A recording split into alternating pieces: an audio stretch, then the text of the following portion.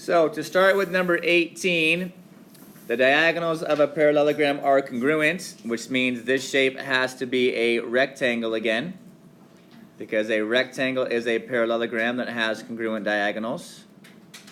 So we need to know what shape it is first off, so that we can draw the thing correctly.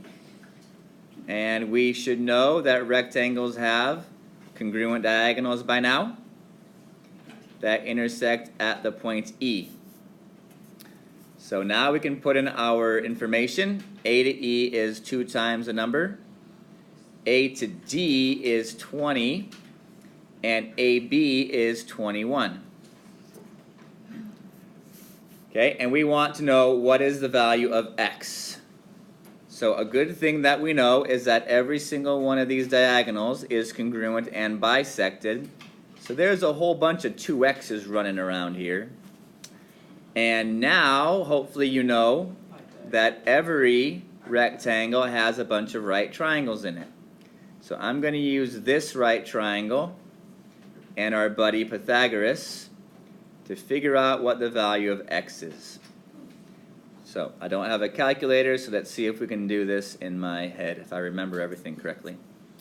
So according to Pythagoras, 21 squared plus 20 squared equals 4x squared, which is the entire length of that diagonal.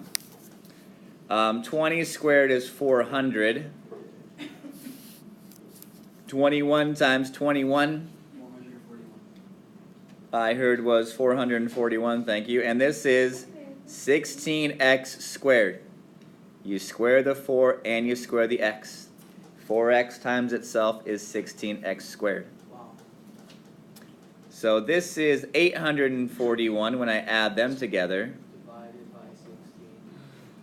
Algebraically says you divide before we would square roots in a second. 841 divided by 16 is approximately 52.5625. I actually did find a calculator to do that with.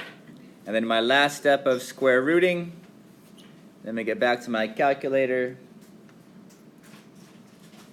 7.25 is the exact value for x.